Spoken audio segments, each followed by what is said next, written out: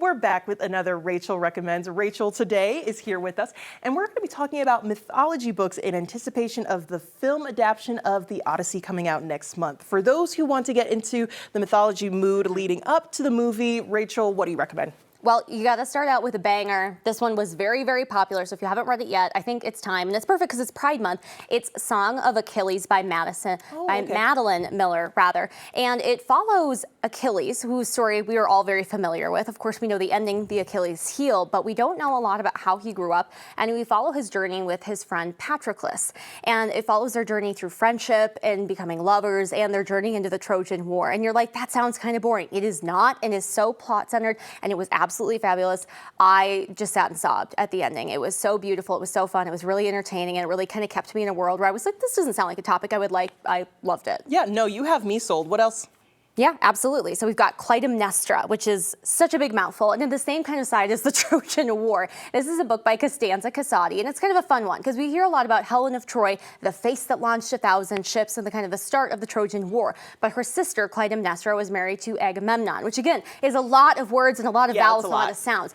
But she was just a tough cookie and a tough queen, and we get to kind of learn about her journey. And she was unwilling to settle. She was always a tough woman, a tough warrior, a tough mother, and we kind of get to delve into that world and all the different challenges she faced and the way she was able to kind of take those challenges and make them their own. And again, you're kind of like, ooh, I don't know, it kind of sounds in the weeds. It is so much fun. And again, so plot driven. I was never bored once. I literally could not put that book down. Now, I know you have some more recommendations, but these two that you just mentioned really quickly, how long are these books? Like, do people have enough time to get to those before the movie? Yeah, because we've got about a month or so before the Odyssey comes out. So you've got a good month, depending on your reading pace. Yeah. You know, whether you're fast or you're slow. Song of Achilles is a little bit smaller. It's been a minute since I've read them, so I want to guess about 350 pages for Song of Achilles. Clytemnestra is a little bit longer, but again, it really moves very quickly, so it's not when you're kind of slogging through. It's one that kind of just rips through the pages really fast. Yeah, and it sounds like both of them have really good plots where it makes you want to pick it up so that you finish it faster. Absolutely, absolutely. And what's your last recommendation? Wild Reverence. So this kind of takes the idea of the Greek and Roman mythology and kind of spins it on its head. This is a book by Rebecca Ross,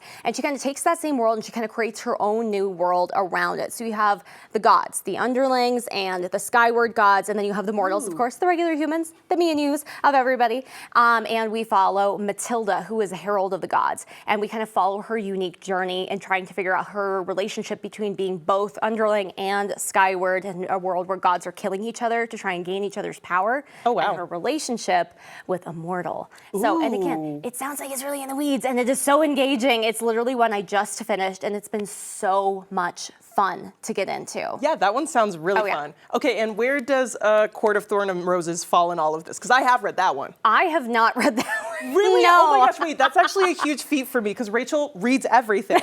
That's amazing. Okay. Well, we'll have to talk about that later. Yes. I'll watch the movie and then I'll let you know where the book has set me up for that. Absolutely. Let me know what you think of the Odyssey, especially the casting. My God. Big fan? Not a fan? Not a fan. Not a fan. I love Christopher Nolan, but what are we doing with Matt Damon as Odysseus? What are we doing? Oh, I'll be sat. I will be sat. I will be at that theater day one. I'll be ready. But, ooh, I don't know. We'll see how they all do. Rachael, thank you so very much. Yeah.